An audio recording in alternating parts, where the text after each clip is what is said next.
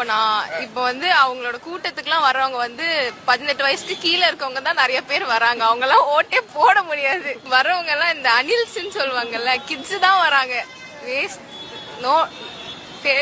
ஒண்ணுமே இல்ல, no comments. கட்சியில இருக்கிற நிர்வாகிகள்கிட்ட, அதாவது கட்சியில இருக்கிற தொண்டர்கள்ட்ட அந்த மெச்சூரிட்டி இல்லைன்னு சொல்றீங்க. விஜய்க்கு மெச்சூரிட்டி இருக்கா? அந்த மெச்சூரிட்டியோட அவர் நடந்துக்கிட்டாரா? அந்த மாதிரி தெரியலங்க. லைட்டா எல்லாம் ஆஃப் பண்ணி போட்டு இதெல்லாம் சின்ன பிள்ளைத்தனமா தாங்க இருக்குது. வண்டியில நீங்களே பாத்துருக்கீங்க, பல வீடியோ வந்திருக்கு. இப்பவும் வீடியோ புதுசு புதுசா வருது. கையை அப்படிங்கிற அப்படி அப்பல அந்த கேரவன்ல உட்காந்து லைட் ஆஃப் பண்ணி போறாரு. இது ஒரு தலைவனுக்கு உண்டான அழகு கிடையாதுல்ல.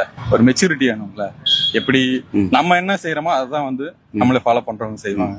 நம்ம கரெக்டா இருந்தாக்க அவங்களுக்கு கரெக்டா இருப்பாங்க. சராசரியா இப்ப நம்ம வீட்டுக்கிட்டே ஏதோ ஒரு துயரம் நடக்குது அப்படின்னும் போது ஃபர்ஸ்ட் ஆளா நம்ம என்னன்னு போய் பார்க்கணும்ன்றது ஒரு பேசிக் ஹியூமன் கர்ட்டசி. இது மாதிரி ஒரு துயர சம்பவம் நடக்குதுன்னா முதலாளா அங்க போய் நின்று இருக்கணும்ன்றதுதான் நார்மல் ஒரு காமன் பர்சன் எதிர்பார்க்கிற ஒரு பெர்ஸ்பெக்டிவ் தான். நல்ல லீடருக்கான அழகு அது கண்டிப்பா கிடையாது. Politics is not a babies game அப்படின்றது கண்டிப்பா விஜயும் புரிஞ்சிருப்பாரு. ஃபேன்ஸும் அப்படிதான். பாத்தீங்கன்னா அஜித் ஃபேன்ஸ் கிட்ட சண்டை, ரஜினி ஃபேன்ஸ் கிட்ட சண்டை, கட்சி எந்த கட்சியா இருந்தாலுமே எல்லாருக்கிட்டையுமே சண்டை அப்படின்னும் போது ஒரு வளர்ந்து ஒரு அடுத்த ஸ்டேஜ்ல இது பண்றோம் போது எல்லாரோட ஓட்டு தேவைன்றது பீப்புள் ஷுட் அண்டர்ஸ்டாண்ட். ஃபேன் பாயிண்ட்ல தான் இருக்காங்களே தவிர இன்னும் அவங்க தொண்டர்கள் அப்படின்றது மாறலன்றது கண்டிப்பா ஒரு வருத்தமா தான் இருக்கு. கூட அந்த ஸ்ட்ரென்த் ஆஃப் பீப்புள் இருக்கணும். கூட இருக்கிறவங்க சஜஸ்ட் பண்றது ரொம்ப ஒரு மாதிரி ஃபன்னி ஜோக்கர்ஸா இருக்காங்க.